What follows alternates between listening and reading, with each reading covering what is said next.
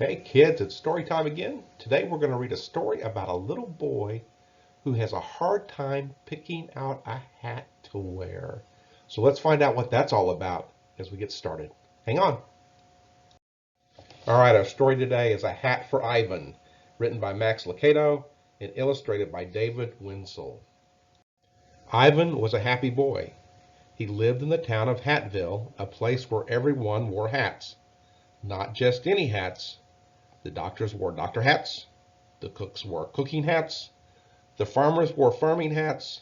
Everyone wore hats. And Ivan's father was the hat maker, a very good hat maker. Ivan loved to watch him work. People would come to his shop to order a hat, and Ivan's father would ask, "What do you really love to do?" "I love to fish," one man said. "Do you fish well?" "That I do." "Then you need a fishing hat." And so Ivan's father would make it, complete with a pocket for the hooks and a small buckle for the bait. He made everyone a hat.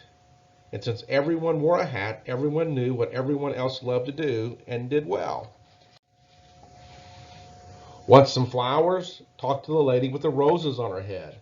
Need directions? Ask the man with the hat made from a map. Wonder how to fix a fence? Look for the fellow who wears a hat shaped like a hammer.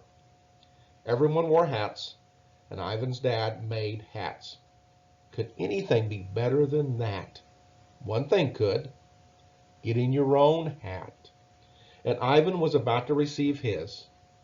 At the age of 10, each boy and girl celebrated Hat Day. Ivan was 9, going on 10.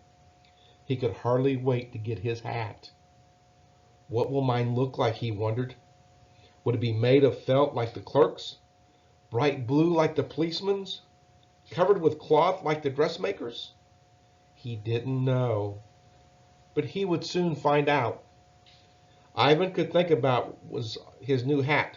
All he could talk about was his new hat.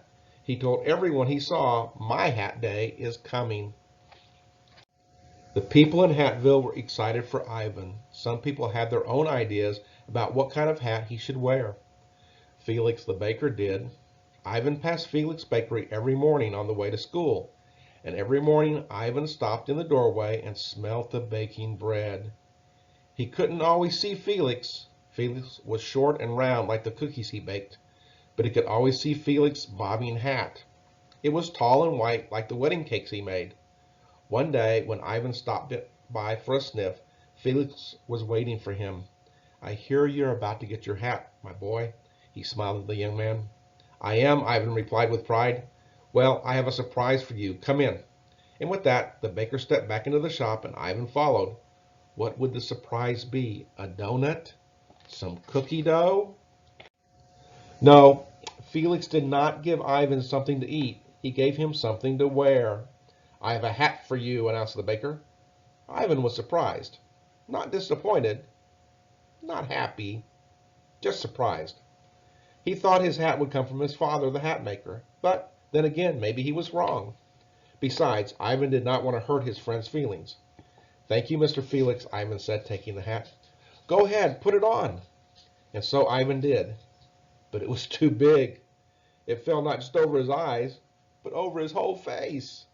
"That's okay, little friend. It will soon fit. Just wear it anyway." Ivan did not know what to say except thanks again, and he turned to walk out the door. But when he did, he ran into the wall. "Here, I'll help you," offered Felix, guiding his friend to the door.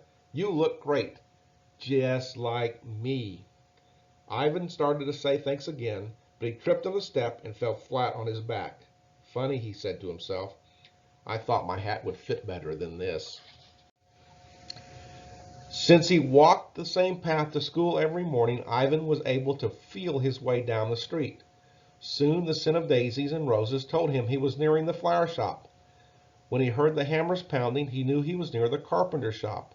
And the sound of music told him he was passing by Miss Anita's piano studio. Miss Anita loved music, and Miss Anita loved Ivan. Ivan's father had made her a special music hat, wide, round with tiny guitars on top, and piano strings dangling from the brim. Each string had a bell on the end. Everyone knew when Miss Anita was coming. It was a different sort of hat, but it was perfect for Miss Anita. No one else would want to wear it, but Miss Anita would not be without it. She loved the hat, and she loved Ivan, and she loved it when he stopped to hear her play. Of course, on this day, she didn't recognize him. All she saw was a tall hat on a small boy. "Who are you?" she asked. From within the hat came a muffled voice. "It's me, Miss Anita. It's Ivan." He heard her quick steps on the wooden floor. "That's not the hat for you," she declared as she yanked it off his head. "It's not," he replied. "Of course not. There's only one hat for you." Suddenly, Miss Anita disappeared into her studio and came out with a very different looking hat. "I made this just for you. I've been working on it for days. Here, try it on." Ivan was surprised, not happy, not disappointed, just surprised. He'd never seen a hat like this one. "Funny," he said to himself. "Miss Anita is a good musician, but she's not a good hat maker." A piccolo dangled from the side, and sheet music was glued to the top. Bells and whistles hung in front of Ivan's face, and a drumstick dangled like a ponytail on his back. "It looks perfect," Miss Anita declared. "This hat was made for you." Ivan smiled. The music teacher turned and walked back into the studio, pleased with herself. Now Ivan had two hats, one in his hand and one on his head.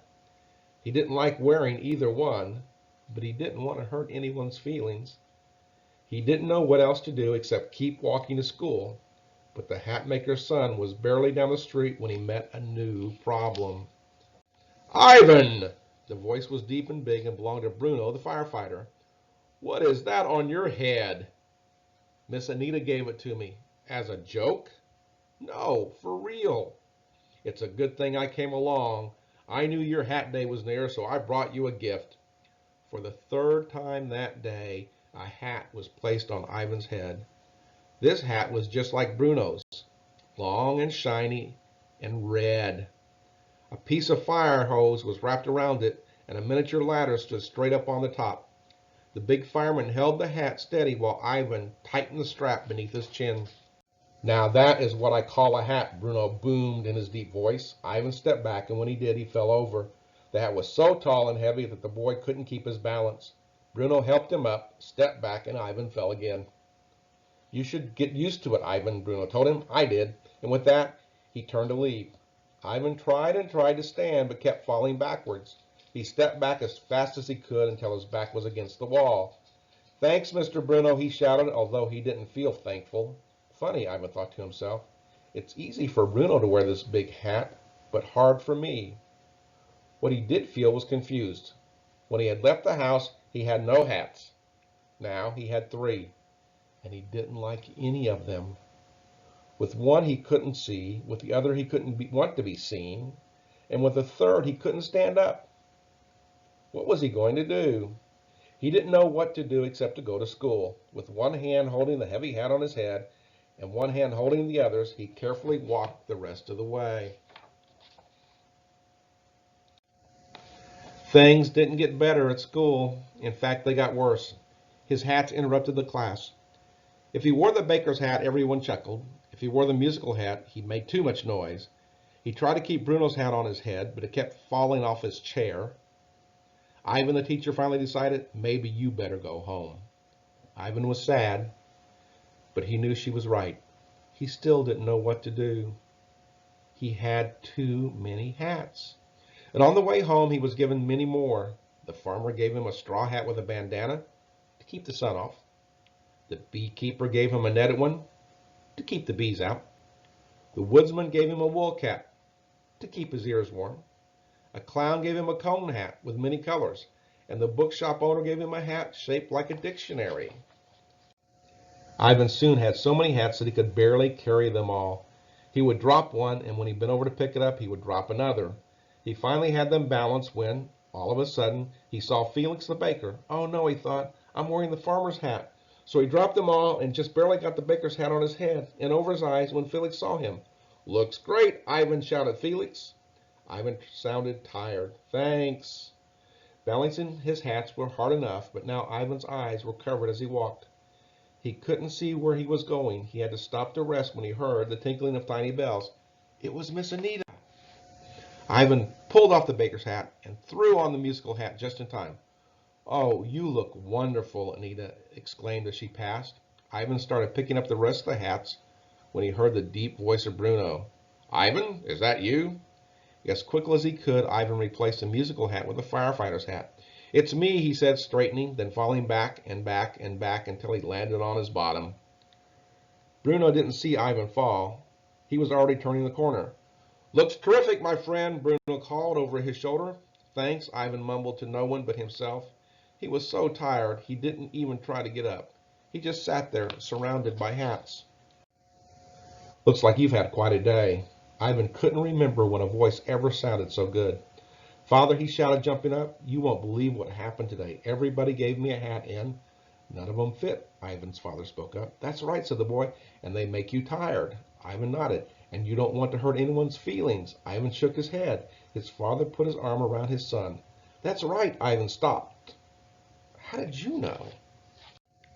"I'm the hat maker, Ivan. I've seen what happens when people wear hats they weren't intended to wear. They feel silly. They fall down, and they get tired." Ivan's father got down on his knees and wiped a smudge of dirt off his son's cheek. "Listen, son, just because someone gives you a hat, that doesn't mean you're supposed to wear it. They mean well, but they don't know you. That's my job. I'm the hat maker, and I'm your father. So you'll make a hat just for me?" "I will, and all you have to do is ask." "Oh, please, father," Ivan smiled. "I would like that very much." "Well, let's gather up these hats and go home then." As the hat maker and his child walked toward home, the father asked, "Tell me, Ivan, what do you really love?" That's the end of our story. I hope you learned from it. I hope you understood what it was trying to teach us. What it teaches us is that we have a very, very special purpose, and that God created us for that very special purpose. So we don't need for other people to tell us what we love. God will tell us that. I hope that you enjoyed it. I hope you learned from that. We will read another story next week, but until we do, we love you, we miss you, and we'll see you soon.